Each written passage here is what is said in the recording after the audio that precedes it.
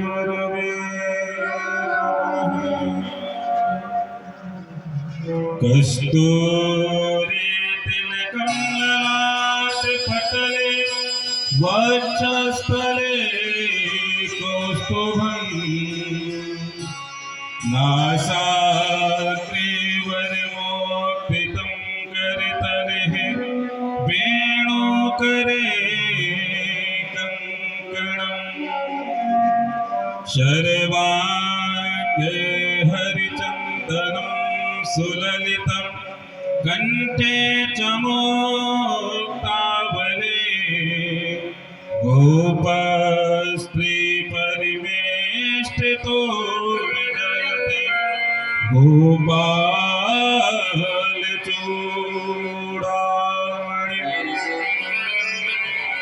किमुकं करोति वाचालं पङ्गुं लङ्घयते गिरिं यत् कृपातमहं वन्दे परमानन्दमाधवं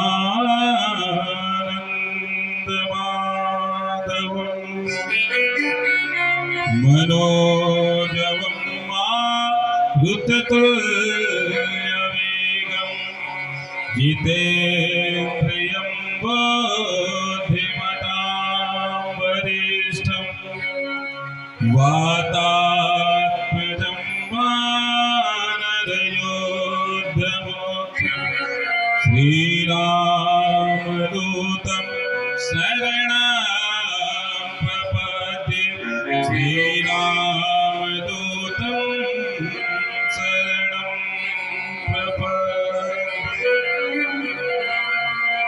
जय जय श्री राधारमण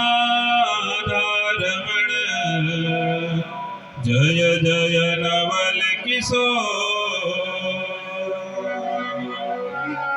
जय गोपीचित चोर प्रभु जय जय माखन चोर जय जय माखन चोर। परम मंगलमय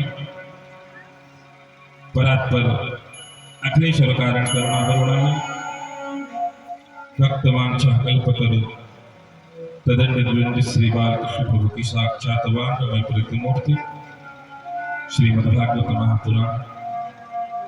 श्रीमद्भागवत महापुराण के समुपस्थित श्रोतावृंद, आज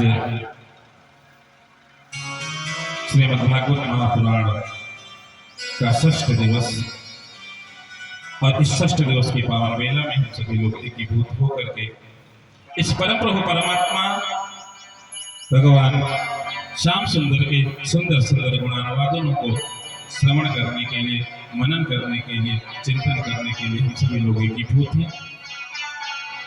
आज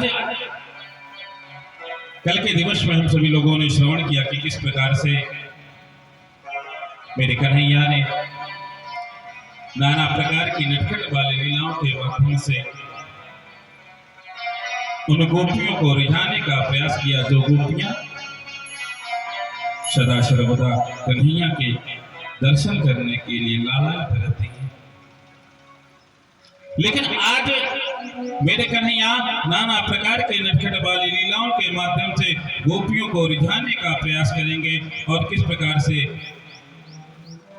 अक्रूर जी के द्वारा कंस मथुरा के लिए प्रस्थान करेंगे और किस प्रकार से कंस का उद्धार होगा। और बड़ी सुंदर चर्चा, बड़ी सुंदर झांकी भगवान कृष्ण और रुक्मिणी की पावन झांकी और उसके उपरांत सायंकालीन के रात्रिकालीन में किस प्रकार से अन्य कार्यक्रम होंगे। हम सभी लोग बड़े प्यार और बड़े भाव के साथ में मिल करके उन समस्त चरित्रों के दर्शन करेंगे। आइए सबसे पहले परमात्मा के श्री चरणों में अपने मन को लगाते हुए, क्योंकि जब भी मुझे परमात्मा के श्री चरणों में मन लगाना है तो परमात्मा के नाम का हमें कीर्तन करना पड़ेगा, परमात्मा के नाम का हमें सत्संग करना पड़ेगा। और यदि हम ऐसा नहीं करेंगे तो हमारा मन परमात्मा के श्री चरणों में लगेगा ही नहीं। इसलिए आइए बड़े प्यार और बड़े भाव के साथ में 2 बार भगवान के नाम का संकीर्तन कर लिया जाए। इसके उपरांत आगे की कथा पावन चर्चा हम सभी लोग मिलकर के करेंगे। श्री कृष्ण गोविंद हरे मुरारे, हे नाथ नारायण वासुदेव। कृष्ण गोविंद हरे मुरारे, हे नाथ नारायण वासुदेव। श्री कृष्ण गोविंद हरे मुरारे, हे नाथ नारायण वासुदेव। श्री कृष्ण गोविंद हरे मुरारे, हे नाथ नारायण वासुदेव। हे नाथ नारायण वासुदेव, हे नाथ नारायण वासुदेव। हे नाथ नारायण वासुदेव, हे नाथ नारायण वासुदेव।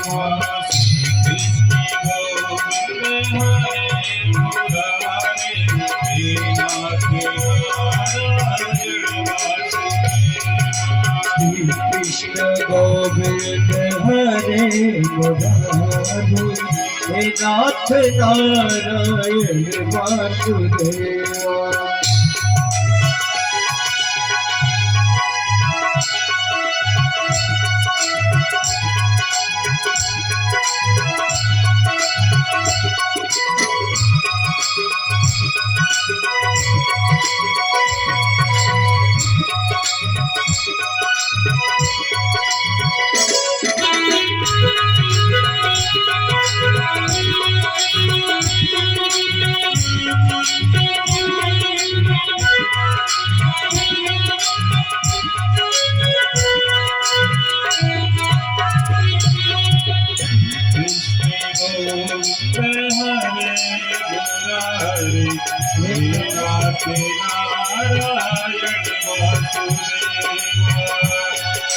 हितमातु स्वामी सखा हमारे, हितमातु स्वामी सखा हमारे, हे नाथ नारायण वासुदेव।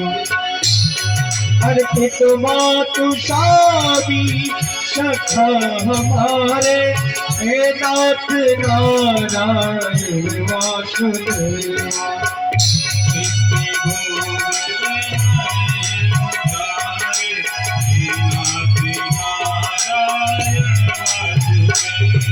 श्री कृष्ण गोविंद हरे मुरारे, हे नाथ नारायण वासुदेव। हे नाथ नारायण वासुदेव, हे नाथ नारायण वासुदेव। के बिहारी लाल जय हो।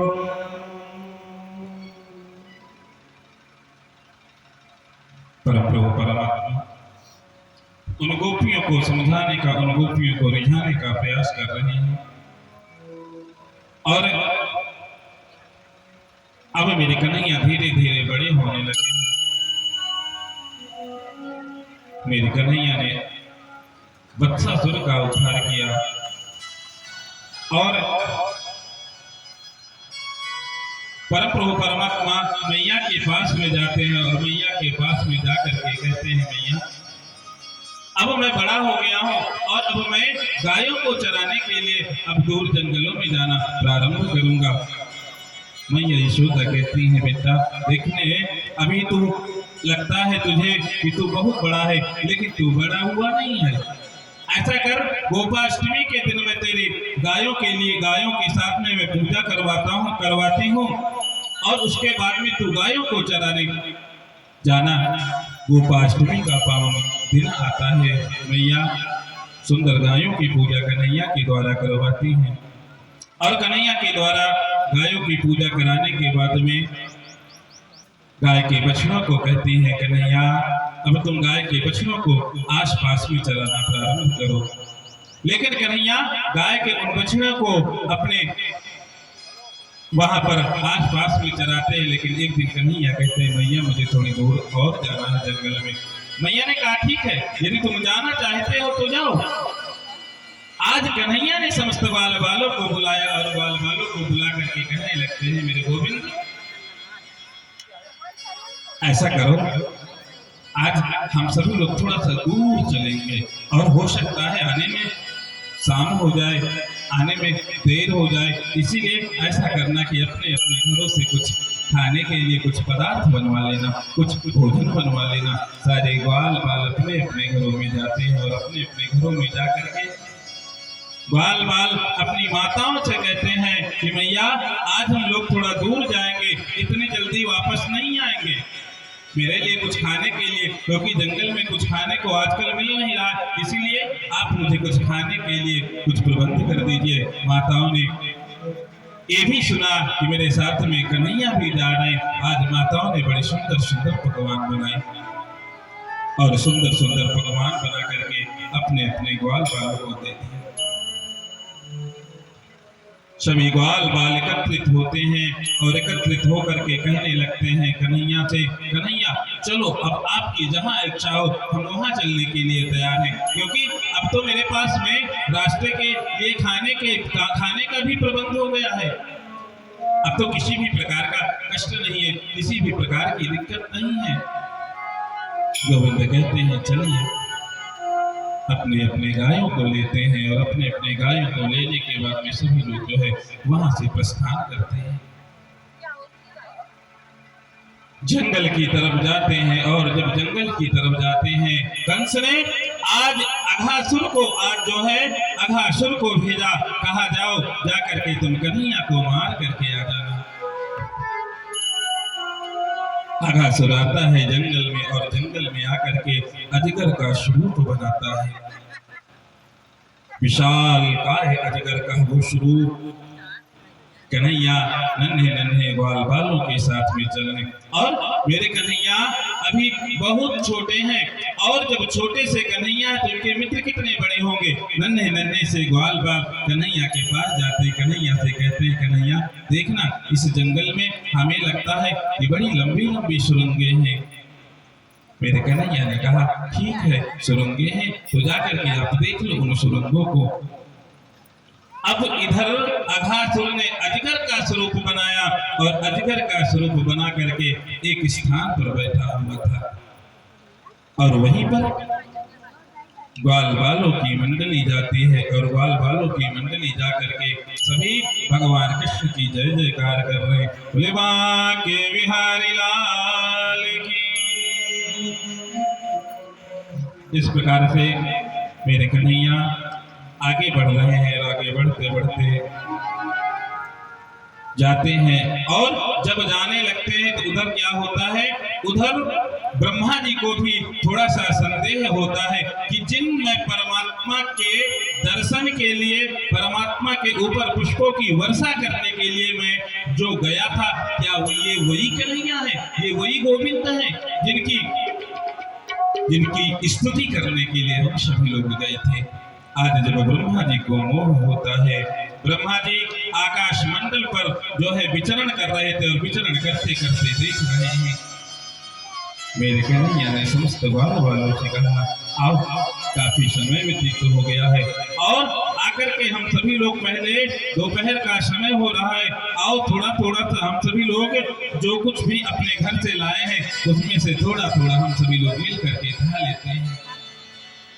ग्वाल बालों की मंडली मेरे कन्हैया बीच में बैठ जाते हैं और बीच में बैठ करके सभी लोग खाने का, सभी लोग अपने अपने घर के पदार्थों को निकालते हैं और अपने अपने घर के पदार्थों को निकालते हैं। पदार्थों को निकाल करके सभी लोग खाने का प्रयास करते हैं और हो क्या रहा इधर देख रहे हैं कि जो कन्हैया है वो कन्हैया जो ग्वाल बाल है ग्वाल बाल सभी जो है अपने अपने भोजन पदार्थ से सभी अपने मुख में खा रहे हैं और उसी जूठे हाथ से मेरे गोविंद को भी खिला रहे हैं। लेकिन गोविंद बड़े प्यार से और बड़े भाव के साथ में उस भोजन को ग्रहण कर रहे हैं। श्री सुखदेव जी महाराज कहते हैं कि बिभ्रद वेणुं जठरपटयो शृंगवेत्रे च कंठे वामे पाणो मसृण सपकफलं तत्फलान्याङ्गुलीषु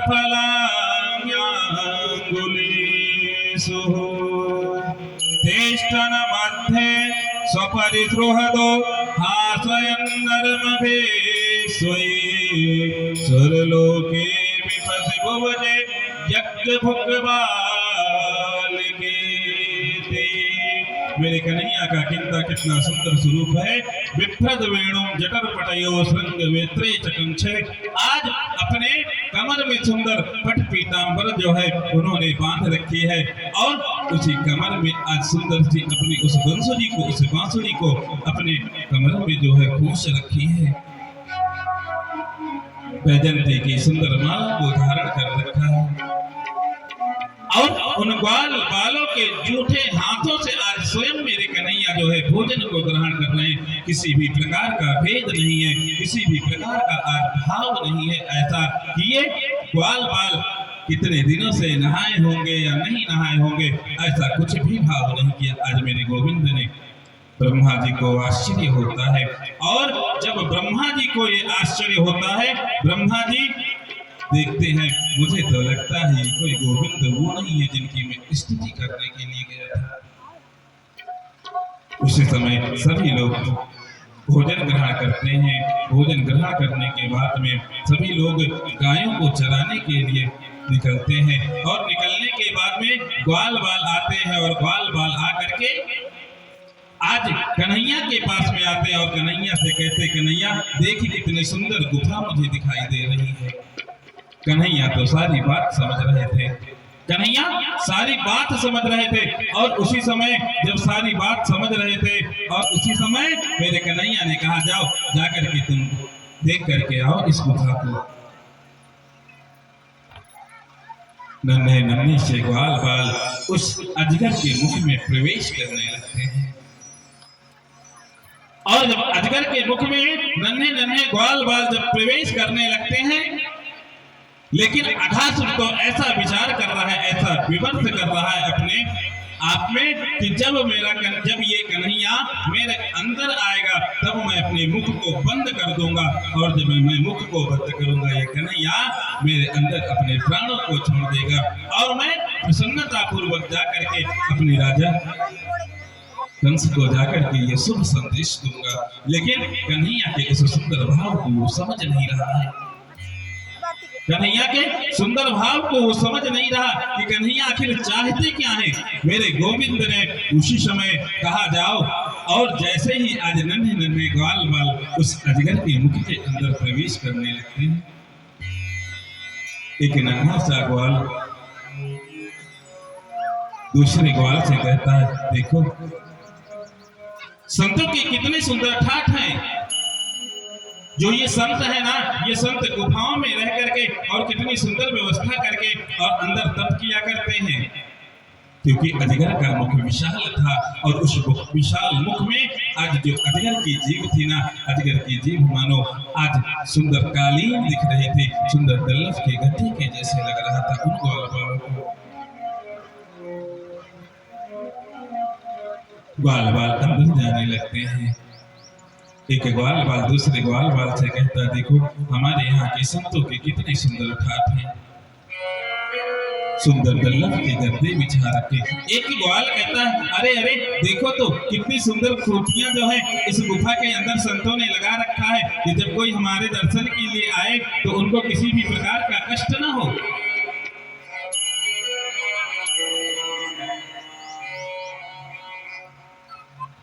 अजगर के बड़े बड़े दांत थे। कुछ ग्वाल बाल जो कुछ अपने को चालाक समझ रहे थे, वो ग्वाल बाल जाते हैं और ग्वाल बाल जा करके अपने जो खाने का पदार्थ था उस खूटियों में डाल देते। कुछ ग्वाल वालों ने तो वृक्षों पर टांग रखा था अपने भोजन को। अंदर घुसने लगते हैं। अजगर जब सांस लेता है, सांस लेते लेते उसके मुख से जो है गरम गरम हवा आ रही थी। नन्हे नन्हे ग्वाल वालों ने कहा, देखो संत, अंदर हमें ऐसा लग रहा है कि संत यज्ञ कर रहे हैं, संत तपस्या कर रहे हैं। अंदर से इतनी गरम गरम हवा आ रही है, लेकिन उन नन्हे नन्हे ग्वाल वालों को ये क्या पता कि हम तो काल के गाल में प्रवेश कर रहे हैं। उन ग्वाल वालों को तनिक भी ये पता नहीं था कि हम काल के गाल में प्रवेश कर रहे हैं। एक ग्वाल कहता है, मुझे ऐसा लगता है ये संतों का ये कोई ठिकाना नहीं है, संत यहाँ पर है नहीं। एक ग्वाल कहता है, चलो जो कुछ होगा देखा जाएगा, हमारा कन्हैया तो बाहर ही बैठा हुआ है, क्योंकि जब कन्हैया है तो हमें किस प्रकार की चिंता करनी चाहिए, जो कुछ होगा मेरा कन्हैया देख लेगा। ऐसा सुंदर भाव जब कन्हैया अपने कानों पर सुनते हैं, कन्हैया के कानों में जब ये सुंदर भाव पड़ते हैं, कन्हैया का हृदय पिघल जाता है और कन्हैया कहते हैं, देखो इन नन्हे नन्हे ग्वाल वालों को हमारे ऊपर कितना ही विश्वास कर रहे हैं। उतने में जब सारे ग्वाल बाल उस अजगर के मुख में प्रवेश कर जाते हैं, उसी समय मेरे कन्हैया कहते हैं कि ये अघासुर ऐसे तो मुख को बंद नहीं करेगा, ये अघासुर तो ऐसे मुख को बंद नहीं करेगा, इसीलिए अब मुझे ही चलना चाहिए और अघासुर का उद्धार करना चाहिए। जाते हैं और जैसे ही अघासुर के उस मुख में प्रवेश करते हैं, उसी समय उसने जैसे ही अपने मुख को बंद करना चाहा, उसी समय मेरे कन्हैया ने अपने स्वरूप को बढ़ाना प्रारंभ किया। और जैसे ही अपने स्वरूप को बढ़ाना प्रारंभ करते हैं, अब अघासुर ने भी अपना स्वरूप बढ़ाना प्रारंभ किया। लेकिन परमात्मा के सामने अघासुर कितनी समय तक टिक सकता है? अघासुर ज्यादा देर तक टिक नहीं सकता, इसीलिए मेरे कन्हैया ने विशाल स्वरूप बनाया और विशाल स्वरूप बना करके मेरे कन्हैया ने उस अघासुर के मुख को आज फाड़ दिया। और जैसे ही अघासुर के मुख को मेरे कन्हैया ने फाड़ा, इधर ग्वाल बाल सारे के सारे अंदर मर चुके थे। उन्हें नन्हे नन्हे ग्वाल बालों को मेरे कन्हैया ने बाहर निकाला और बाहर निकालते हैं, बाहर निकाल करके अपनी माया से मेरे कन्हैया ने उन सब के ऊपर सुंदर जो है आज अमृत वर्षा करते हैं। और अमृत वर्षा करने के बाद में पुनः ग्वाल बाल जो है जीवित हो जाते हैं।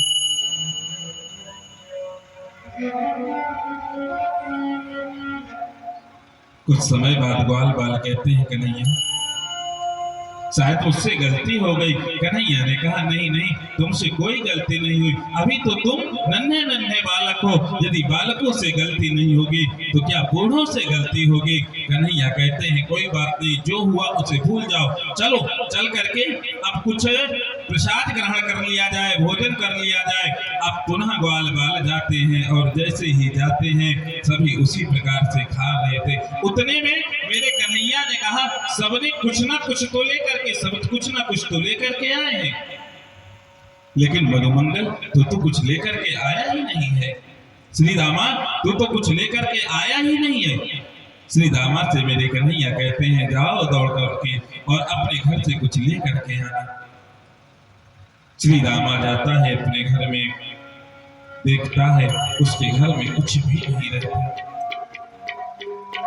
उसके घर में केवल पुरानी कढ़ी रखी हुई थी और मन में विचार करता है, मैं अपने गोविंद को, जो माखन और मिश्री खाने वाले, अपने गोविंद को इस कट्ठी इतनी इस प्रकार की कढ़ी को मैं कैसे खिलाऊं?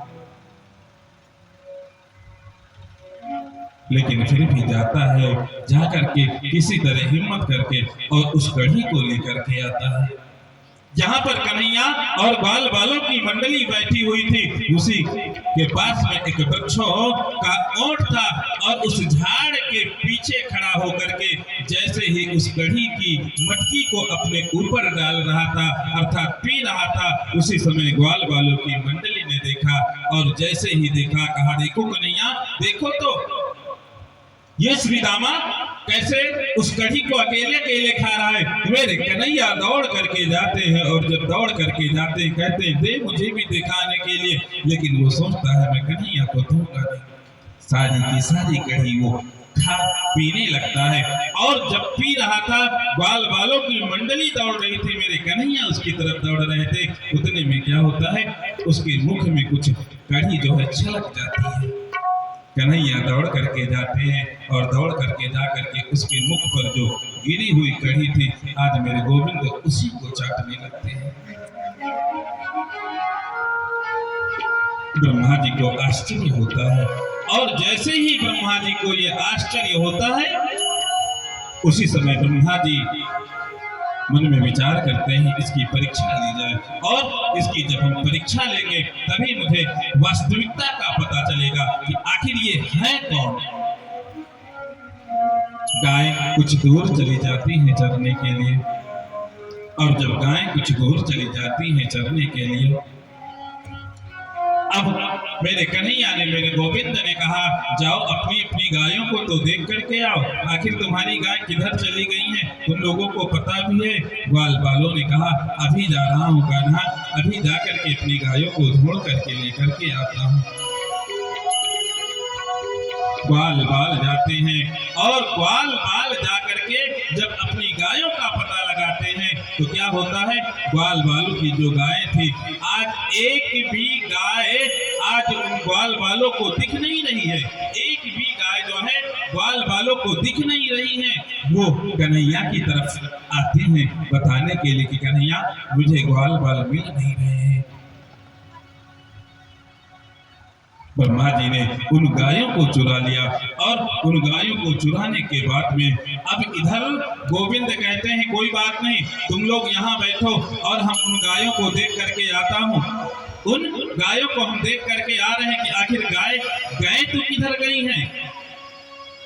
ब्रह्मा जी को मौका मिलता है और जैसे ही ब्रह्मा जी को मौका मिलता है ब्रह्मा जी ने क्या किया, ब्रह्मा जी ने उन ग्वाल बालों को भी चुरा लिया। इधर कन्हैया अब अकेले पड़ जाते हैं, उधर जाते हैं उधर देखते हैं कोई गाय नहीं दिख रही है और इधर आते हैं, इधर आने के बाद में देख रहे हैं कि कोई ग्वाल बाल भी नहीं दिख रहे हैं। अब कन्हैया मन में विचार करने लगते हैं आखिर ये किया तो किसने किया होगा। उसी समय कन्हैया ने अपने नेत्र को बंद किया और कन्हैया ने जैसे ही अपने नेत्रों को बंद किया देखते हैं कि ये तो ब्रह्मा जी का किया कराया ये सब कुछ है। मन में ऐसा विचार करते हैं कि अब ब्रह्मा जी को तो सबक सिखानी ही चाहिए मुझे, क्योंकि ब्रह्मा जी ने ये बिल्कुल ठीक नहीं किया। उतने में मेरे कन्हैया ने ब्रह्मा का स्वरूप बनाया और ब्रह्मा का स्वरूप बना करके आज ब्रह्मलोक की तरफ प्रस्थान कर देते हैं। उधर ब्रह्मा जी देखने आते हैं कि वो नन्हा सा बालक आखिर रो रहा होगा, गा रहा होगा, क्या कर रहा होगा, चलो चल करके देख लिया जाए। उधर वो ब्रह्मा जी धरती पर आते हैं देखने के लिए, लेकिन उतने में मेरे कन्हैया आज ब्रह्मलोक के लिए प्रस्थान कर देते हैं और ब्रह्मलोक में जाते हैं। जो ब्रह्मलोक में जाते हैं जो वहां पर सेवक लगे थे उन सेवकों से कहते हैं देखो आजकल बहुत हमारे जैसे ब्रह्मा जो है बहुरूपिया ब्रह्मा बहुत सारे घूम रहे हैं, इसीलिए किसी को अंदर नहीं आने देना। आपको यदि कोई कहता है कि मैं ब्रह्मा हूं तो उसको जो है मुझसे पहले मिलाना, फिर उससे मेरी बातें कराना, बातें कराने के बाद ही तुम उसे अंदर लेकर के आना। ब्रह्मा जी देखते हैं उस पावन वृंदावन की धरा पर आकर के कोई दिखता नहीं है, पुनः अपने ब्रह्मलोक के लिए प्रस्थान करते हैं। और जब ब्रह्मा जी ब्रह्मलोक के लिए प्रस्थान करते हैं, आज जो चौकीदार थे ना, जो गेट की रक्षा कर रहे थे, जो भवन की रक्षा कर रहे थे, उसी समय उन्होंने रोक दिया। अरे कौन हो तुम, कहाँ जा रहे हो? ब्रह्मा ने कहा मैं ही तो ब्रह्मा हूँ। कहा आखिर तुम ब्रह्मा हो तो जो अंदर बैठे हैं वो कौन है? आप ब्रह्मा हो तो अंदर जो बैठे हैं वो कौन है? ब्रह्मा जी कहते हैं कि मुझे क्या पता अंदर कौन बैठा है। कहा आप जो है बाहर बैठो, आपकी आवश्यकता नहीं है। पहले जो मेरे ब्रह्मा जी है ना, मैं उनसे पूछ करके आता हूँ, तब मैं आपको अंदर जाने के लिए मैं अनुमति दूंगा, अन्यथा मैं ऐसे नहीं दे सकता। जो द्वारपाल थे, द्वारपाल दौड़ करके जाते हैं भगवान कृष्ण के पास में, जिन्होंने ब्रह्मा का शरीर धारण कर रखा था। कहा महाराज आप बिल्कुल सही बता रहे थे, आप बिल्कुल सही बता रहे थे कि आपके जैसे तो बहुत सारे जो है भेष बदल बदल करके और टहल रहे हैं। अब ब्रह्मा जी आज जो कन्हैया अंदर बैठे हुए, उन्होंने कहा कोई बात नहीं, बुला करके लेकर के आओ, मैं उनसे मिलना चाहता हूं। ब्रह्मा जी जैसे अंदर प्रवेश करते हैं, वैसे ही मेरे कन्हैया वहां से अंतर ध्यान हो जाते हैं। और जैसे ही अंतर ध्यान होते हैं, ब्रह्मा जी के समझ में आ जाता है कि मैंने बहुत बड़ा अपराध किया है, इसीलिए हो सकता है ये कन्हैया मुझसे नाराज हो गए। कन्हैया नीचे आ जाते हैं, एक वृक्ष के नीचे बैठ जाते हैं। और जब वृक्ष के नीचे मेरे कन्हैया आकर के बैठ जाते हैं, ब्रह्मा जी ने समस्त गायों को, समस्त ग्वाल बालों को नीचे लेकर के आते हैं, और नीचे लेकर के आते हैं भगवान कृष्ण के सामने स्तुति करने लगते हैं। भगवान कृष्ण के सामने 40 श्लोकों से स्तुति करते हैं ब्रह्मा जी। लेकिन 40 श्लोकों से स्तुति करने के बाद भी मेरे कन्हैया ने एक भी बार जो है ब्रह्मा की तरफ अपनी दृष्टि नहीं डाली।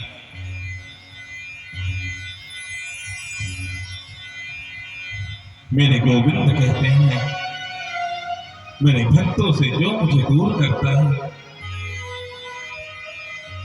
कितना मेरा करीबी क्यों ना हो, लेकिन मैं उसे कभी भी अपनाता नहीं हूं।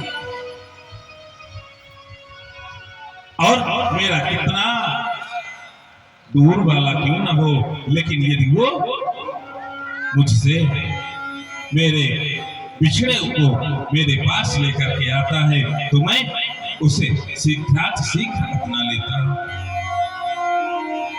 ब्रह्मा जी ने 40 श्लोकों से स्तुति की, लेकिन स्तुति करने के बाद में भी मेरे गोविंद ने एक भी बार दृष्टि डाल करके नहीं देखा।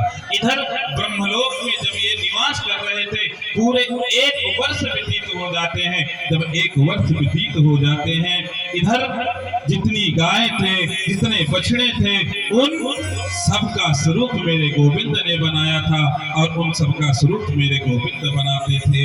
और नित्य प्रति सारे ग्वाल बाल जाते थे, अपनी माताओं से मिलते थे, बछड़े जाते थे और बछड़े जाकर के अपनी माताओं से मिलते थे। किसी को ये भेद समझ में ही नहीं आया। बलराम जी को थोड़ा बहुत ये भेद समझ में आया था, लेकिन मेरे गोविंद ने इशारा किया कि देखो, इस भेद को किसी से बताना नहीं। यदि तुम इस भेद को बता दोगे तो सारा जो खेला है वो सारा खेला ही बिगड़ जाएगा। 1 वर्ष के बाद जब ग्वाल बाल आते हैं, और जब ग्वाल बाल आते हैं, आकर के अपने अपने घरों में आकर के अघासुर के विषय में बताते हैं कि आज हमारे साथ में जंगल में ये कैसा दृश्य हो गया, ये हमारे साथ में जंगल में ये कैसा दृश्य हो गया।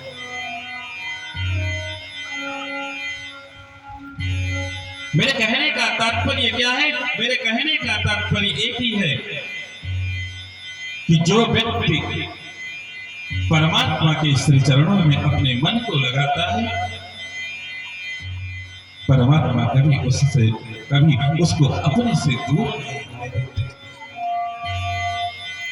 लेकिन जो व्यक्ति परमात्मा से घृणा करता है, परमात्मा कहते हैं, जा बेटा, संसार में तू आया है ना, आया है जिस समय था, मैंने आपको श्रवण कराया था ना कि जब माँ के गर्भ में रहते हैं 7 जन्मों का स्मरण होता है। और माँ के गर्भ से बाहर निकलने के लिए परमात्मा से बार बार स्तुति करनी पड़ती है। हे परमात्मा, मुझे इस गर्भ से बाहर निकाल दे, मुझे इस गर्भ से बाहर निकाल दे। गोविंद से प्रार्थना करता है कि परमात्मा, मैं मृत्युलोक में जाऊंगा और जाने के बाद मैं आपकी ही स्तुति करूंगा। लेकिन व्यक्ति आते हैं इस संसार में आकर के परमात्मा का विस्मरण कर देते हैं, और जब परमात्मा का विस्मरण कर देते हैं, परमात्मा कहते हैं तुम मुझसे दूर होना चाहते हो, जाओ, मैं भी तुमसे दूर होना चाहता हूँ। लेकिन जब कोई भी व्यक्ति यदि परमात्मा के लिए एक कदम आगे बढ़ाता है तो मेरे परमात्मा 10 कदम आगे बढ़ा देते हैं, मेरे परमात्मा 10 कदम आगे बढ़ा देते हैं। भुलवा के बिहारी लाल की जय। इधर परम प्रभु परमात्मा की बड़ी सुंदर सुंदर लीलाओं का श्रवण मनन चिंतन करते हुए किस प्रकार से कालिया का उद्धार करते हैं, आइए उसके पहले इस प्यारा सा सुंदर सा भजन श्रवण करते हैं। इसके बाद आगे की कथा हम श्रवण करेंगे।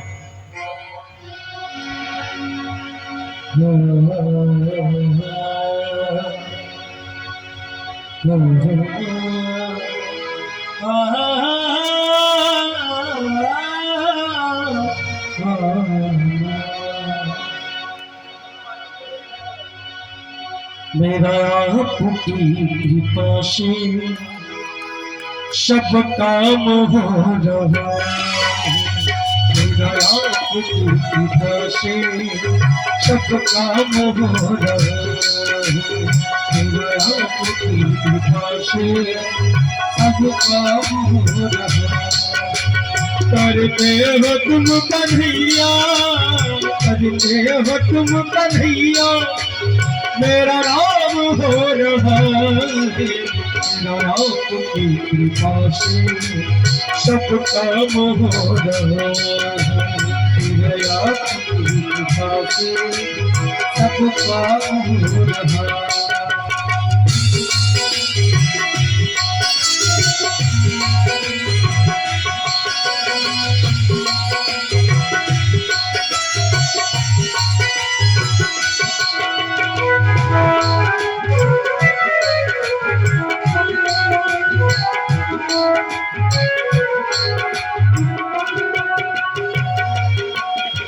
पतवार के बिना ही मेरी नाव चल रही है, पतवार के बिना ही मेरी नाव चल रही है। बिन मांगे है कन्हैया हर चीज मिल रही है, बिन मांगे है कन्हैया हर चीज मिल रही है। कन्हैया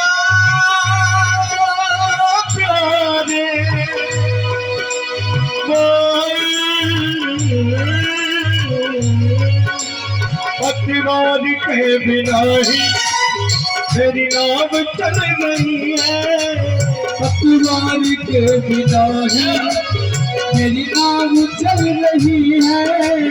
बिन मांगे है कन्हैया हर चीज मिल रही है।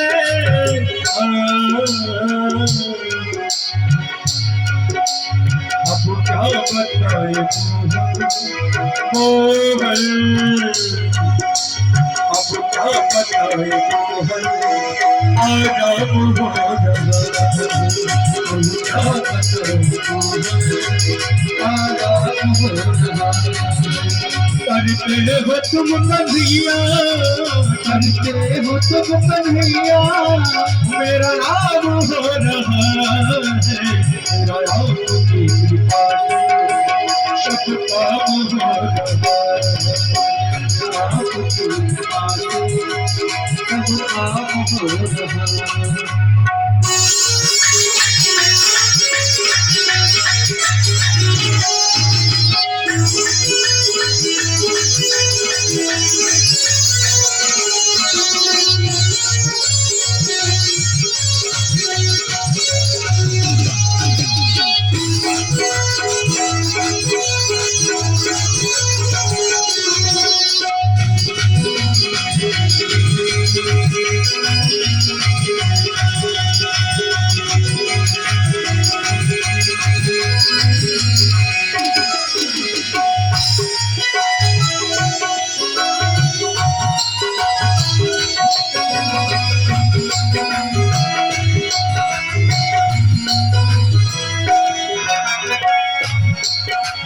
दुनिया में होंगे लाखों तेरे जैसा कौन होगा।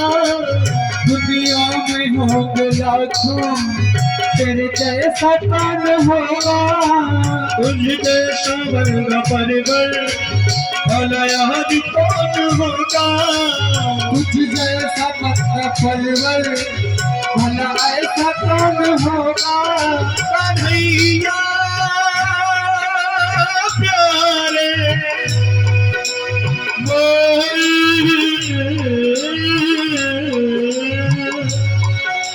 दुनिया में होंगे लाखों तेरे जैसा कौन होगा।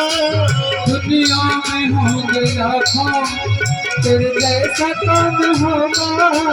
तुझ जैसा बंदा पल पल अलग कौन होगा। बंदा पल पल अलग कौन होगा।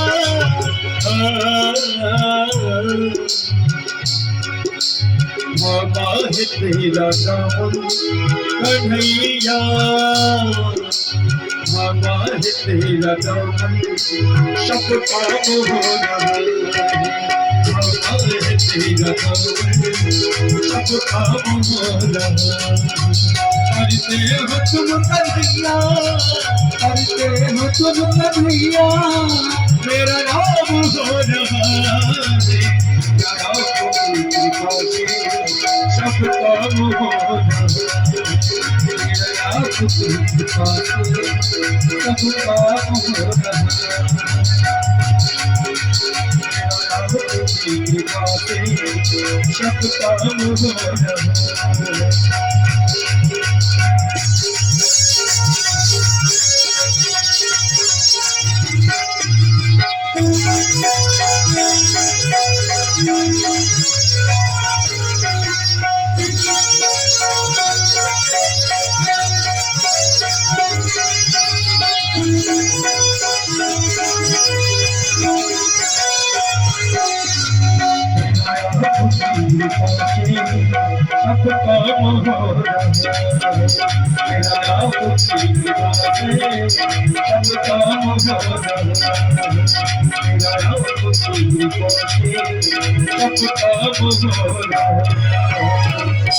बोलिए बोल देवी हरिलाल।